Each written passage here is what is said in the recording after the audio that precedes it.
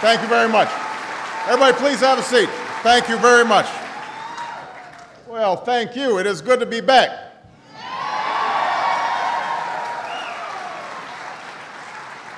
It is good to be back in New York. It is good to be back in the Great Hall at Cooper Union.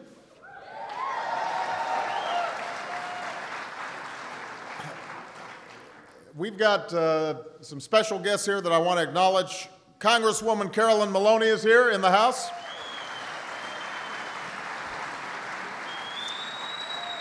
Governor David Paterson is here. Attorney General Andrew Cuomo. State Comptroller Thomas DiNapoli is here.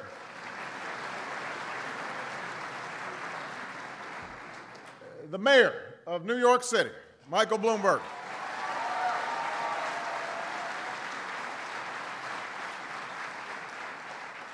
Dr. George Campbell, Jr., President of Cooper Union.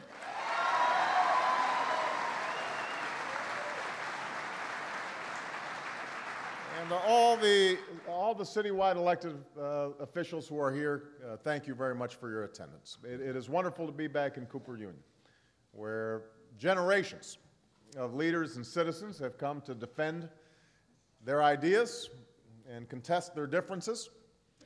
It's also good to be back in Lower Manhattan, a few blocks from Wall Street. It really is good to be back, because Wall Street's the heart of our nation's financial sector. Now, since I last spoke here 2 years ago, our country has been through a terrible trial. More than 8 million people have lost their jobs. Countless small businesses have had to shut their doors. Trillions of dollars in savings have been lost, forcing seniors to put off retirement, young people to postpone college, entrepreneurs to give up on the dream of starting a company. And as a nation, we were forced to take unprecedented steps to rescue the financial system and the broader economy. And as a result of the decisions we made, some of which, let's face it, were very unpopular, we are seeing hopeful signs. A little more than 1 year ago, we were losing an average of 750,000 jobs each month. Today, America is adding jobs again. 1 year ago, the economy was shrinking rapidly. Today, the economy is growing.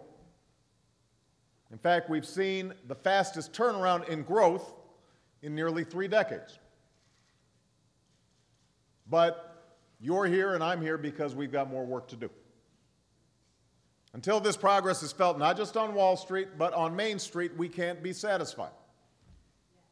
Until the millions of our neighbors who are looking for work can find a job and wages are growing at a meaningful pace, we may be able to claim a technical recovery, but we will not have truly recovered. And even as we seek to revive this economy, it's also incumbent on us to rebuild it stronger than before. We don't want an economy that has the same weaknesses that led to this crisis, and that means addressing some of the underlying problems that led to this turmoil and devastation in the first place.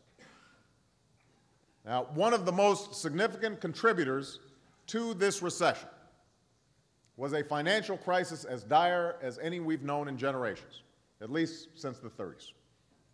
And that crisis was born of a failure of responsibility, from Wall Street all the way to Washington, that brought down many of the world's largest financial firms and nearly dragged our economy into a second Great Depression. It was that failure of responsibility that I spoke about when I came to New York more than 2 years ago, before the worst of the crisis had unfolded. This is back in 2007. And I take no satisfaction in noting that my comments then have largely been borne out by the events that follow. But I repeat what I said then because it is essential that we learn the lessons from this crisis, so we don't doom ourselves to repeat it. And make no mistake, that is exactly what will happen if we allow this moment to pass. And that's an outcome that is unacceptable to me, and it's unacceptable to you, the American people.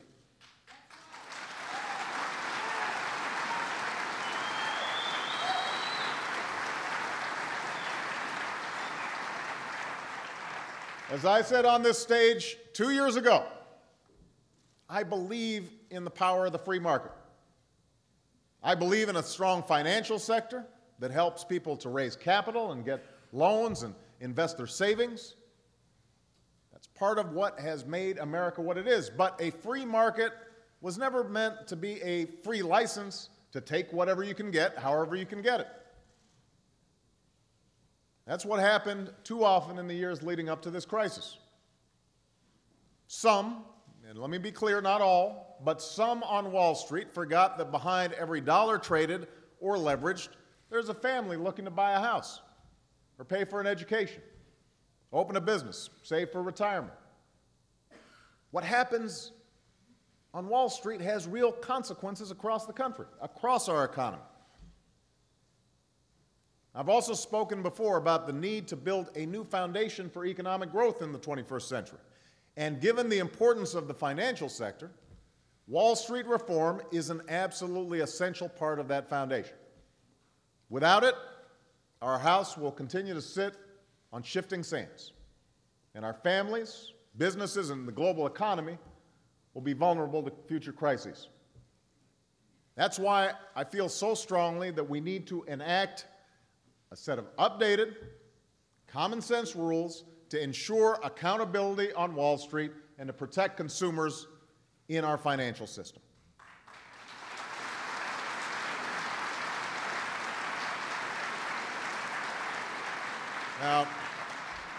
Now here's the good news.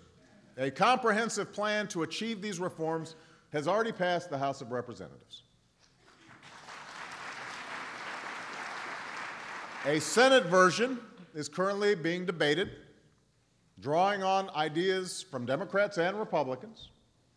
Both bills represent significant improvement on the flawed rules that we have in place today, despite the furious effort of industry lobbyists to shape this legislation to their special interests.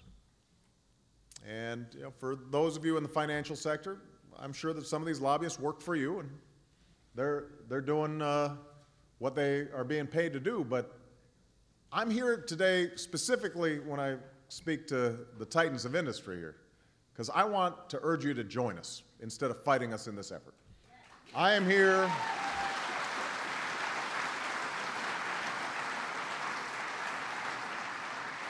I'm here because I believe that these reforms are, in the end, not only in the best interest of our country, but in the best interest of the financial sector. And I'm here to explain what reform will look like and why it matters. Now, first, the bill being considered in the Senate would create what we did not have before, and that is a way to protect the financial system and the broader economy and American taxpayers in the event that a large financial firm begins to fail. If there's a Lehman's or an AIG, how can we respond in a way that doesn't force taxpayers to pick up the tab, or alternatively could bring down the whole system?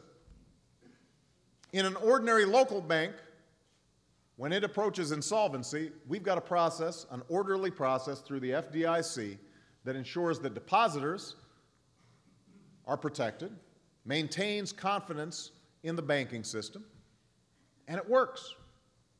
Customers and taxpayers are protected, and owners and management lose their equity.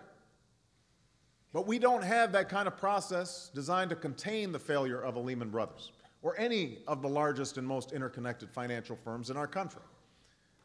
That's why when this crisis began, crucial decisions about what would happen to some of the world's biggest companies employing tens of thousands of people and holding hundreds of billions of dollars in assets, had to take place in hurried discussions in the middle of the night. And that's why, to save the entire economy from an even worse catastrophe, we had to deploy taxpayer dollars. Now, much of that money has now been paid back, and my administration has proposed a fee to be paid by large financial firms to recover all the money, every dime, because the American people should never have been put in that position in the first place.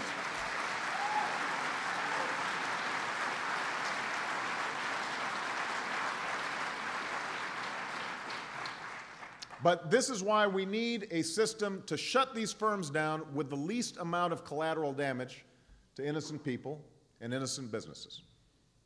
And from the start, I've insisted that the financial industry, not taxpayers, shoulder the costs in the event that a large financial company should falter. The goal is to make certain that taxpayers are never again on the hook because a firm is deemed too big to fail. Now, there's a legitimate debate taking place about how best to ensure taxpayers are held harmless in this process. And that's a legitimate debate, and I encourage that debate. But what's not legitimate is to suggest that somehow the legislation being proposed is going to encourage future taxpayer bailouts, as some have claimed. That makes for a good soundbite, but it's not factually accurate. It is not true. In fact, the system as it stands,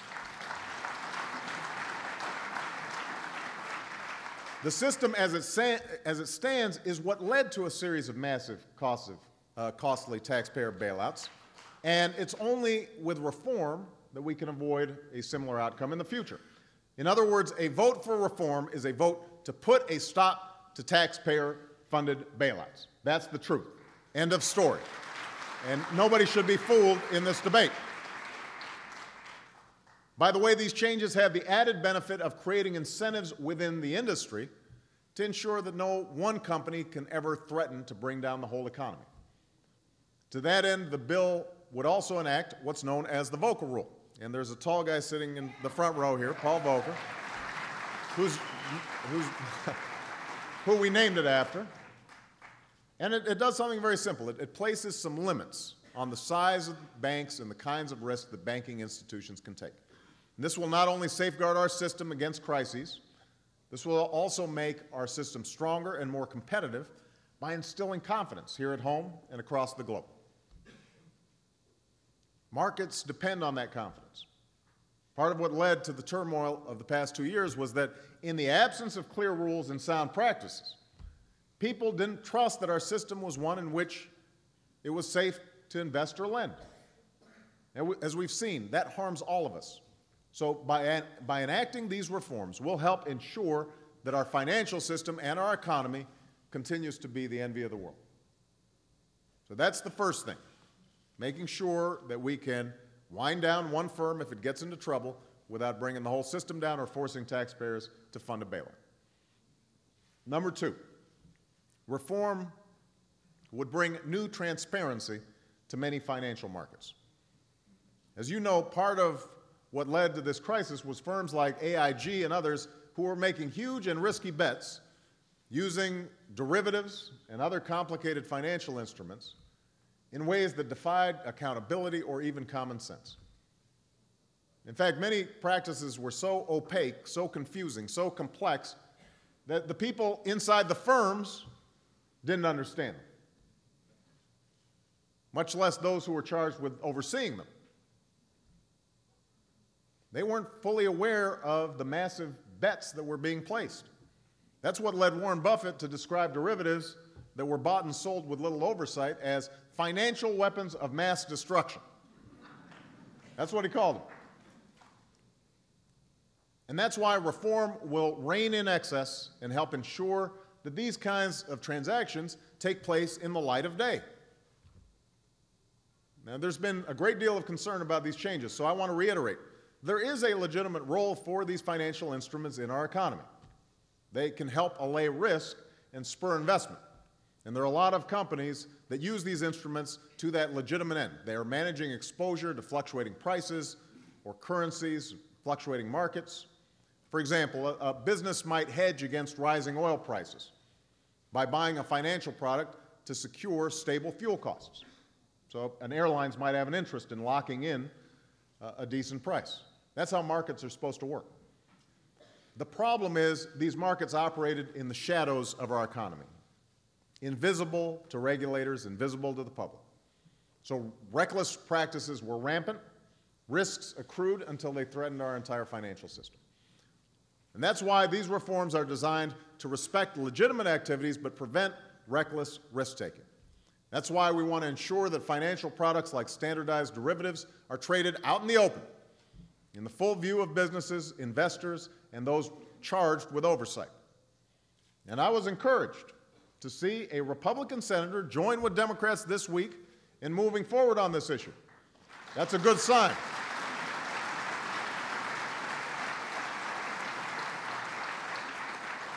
That's a good sign. For without action, we'll continue to see what amounts to highly leveraged, loosely monitored gambling in our financial system, putting taxpayers and the economy in jeopardy. And the only people who ought to fear the kind of oversight and transparency that we're proposing are those whose conduct will fail this scrutiny. Third, this plan would enact the strongest consumer financial protections ever. And that's absolutely necessary because this financial crisis wasn't just the result of decisions made in the executive suites on Wall Street. It was also the result of decisions made across kitchen tables across America by folks who took on mortgages and credit cards and auto loans. And while it's true that many Americans took on financial obligations that they knew or should have known they could not have afforded, millions of others were, frankly, duped. They were misled by deceptive terms and conditions buried deep in the fine print. And while a few companies made out like bandits by exploiting their customers, our entire economy was made more vulnerable. Millions of people have now lost their homes. Tens of millions more have lost value in their homes.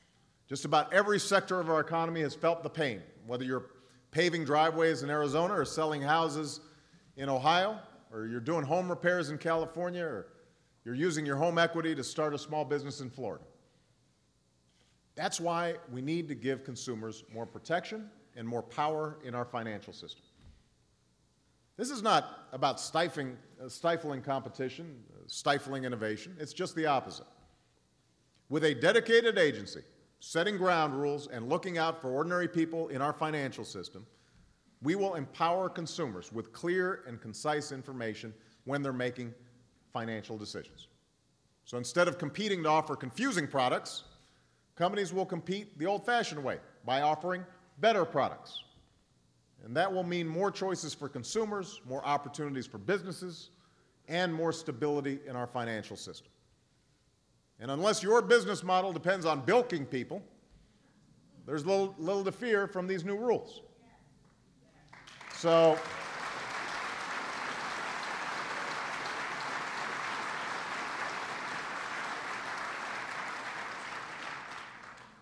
number 4,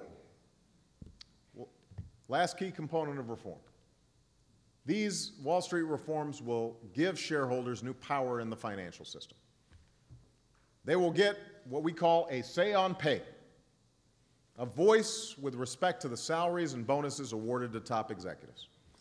And the SEC will have the authority to give shareholders more say in corporate elections so that investors and pension holders have a stronger role in determining who manages the company in which they've placed their savings. Now, Americans don't begrudge anybody for success when that success is earned. But when we read in the past, and sometimes in the present, about enormous executive bonuses at firms, even as they're relying on assistance from taxpayers, or they're taking huge risks that threaten the system as a whole, or their company's doing badly, it offends our fundamental values. Not only that, some of the salaries and bonuses that we've seen create perverse incentives to take reckless risks that contributed to the crisis. It's what helped lead to a relentless focus on a company's next quarter, to the detriment of its next year or its next decade. And it led to a situation in which folks with the most to lose, stock and pension holders, had the least to say in the process, and that has to change.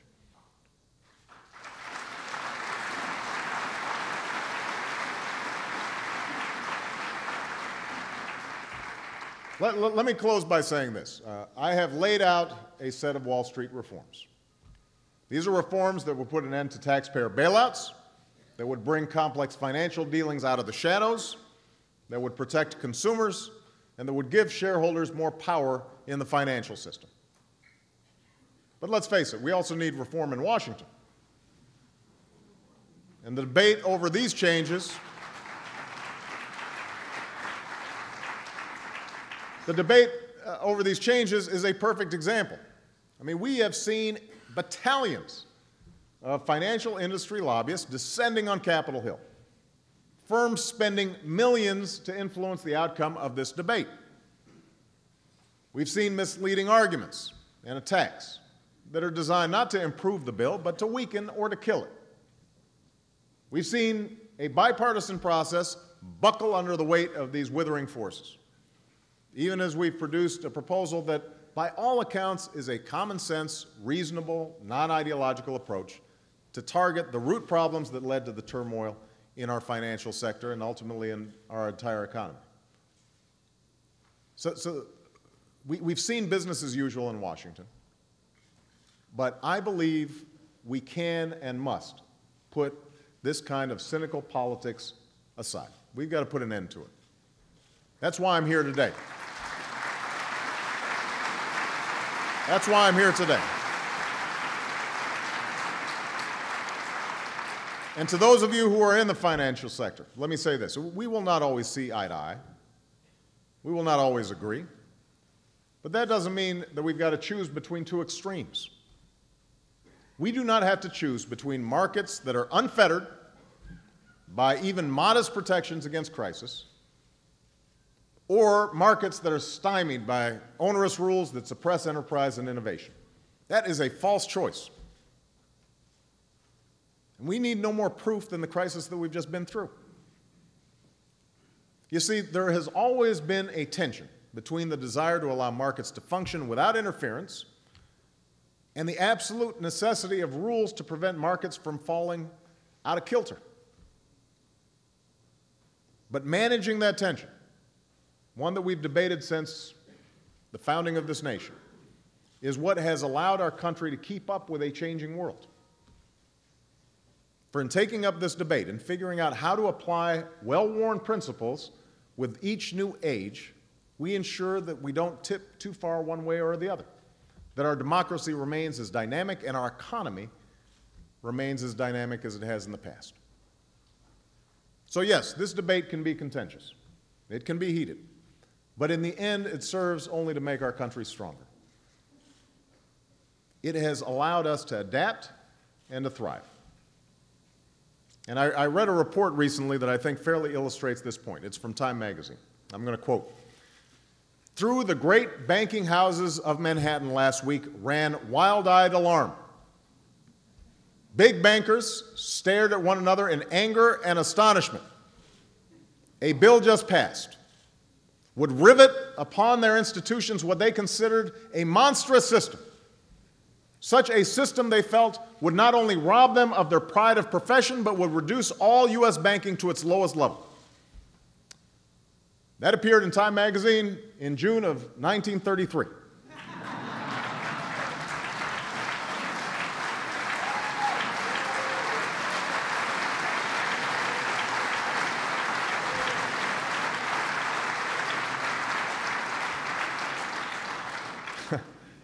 The system that caused so much consternation, so much concern, was the Federal Deposit Insurance Corporation, also known as the FDIC, an institution that has successfully secured the deposits of generations of Americans.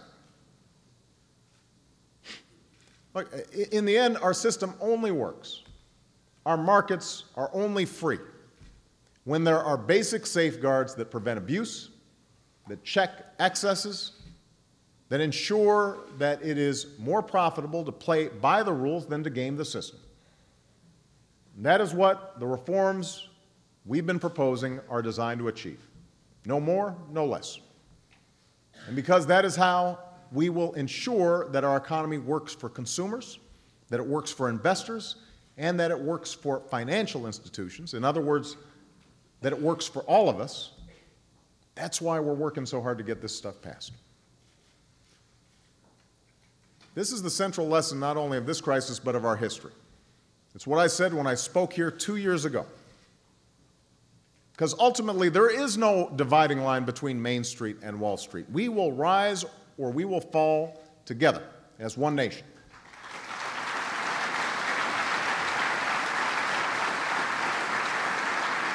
And that is why I urge all of you to join me. I urge all of you to join me, to join those who are seeking to pass these common sense reforms.